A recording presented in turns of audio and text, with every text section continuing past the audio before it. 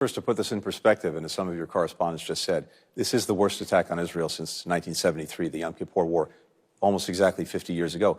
But there's a fundamental difference. That was a war that was state to state, country to country, army to army.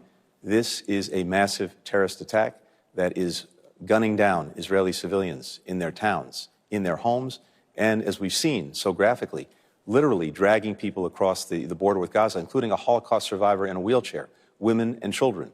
So you can imagine the impact this is having throughout Israel, and the world should be revolted at what it's seen. We have immediately engaged our Israeli partners and allies. President Biden was on the phone with Prime Minister Netanyahu early yesterday to assure him of our full support. I was on the phone with the Israeli president, the foreign minister. The entire government has been engaged throughout the region and well beyond.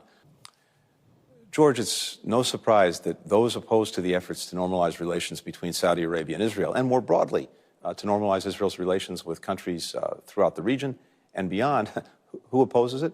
Hezbollah, Hamas, and Iran.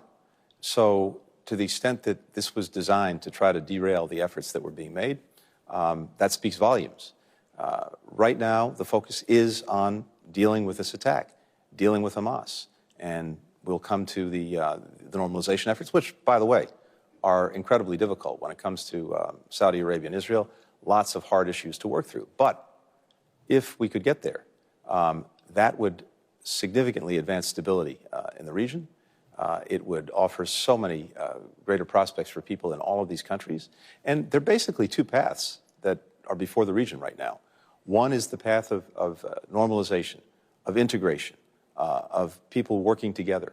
And by the way, in that and on that path, it's not a substitute for resolving the differences between Israelis and Palestinians. On the contrary, it needs to be used to advance that effort as well. But that's one path. The other path is what we've seen from Hamas: terrorism, horror, and something that offers not only nothing to people throughout the region, it offers nothing to the Palestinians. On the contrary, everything that Hamas does makes their situation, their plight, even worse.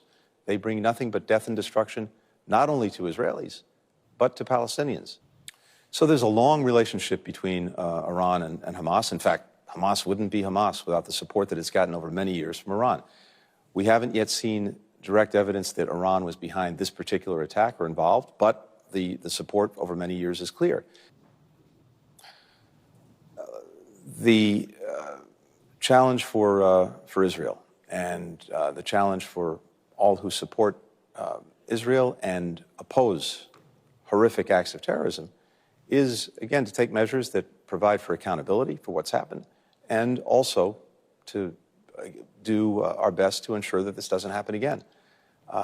And that is likely to take some time, and it's fraught with very difficult decisions for the Israelis to make.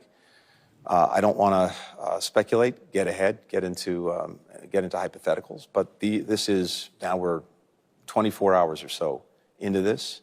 As I said, there remains intense fighting in the Gaza area, and the focus has to be on helping Israel recover the territory that has been taken briefly by Hamas, protecting its citizens, and taking whatever measures are necessary to avoid this repeating itself.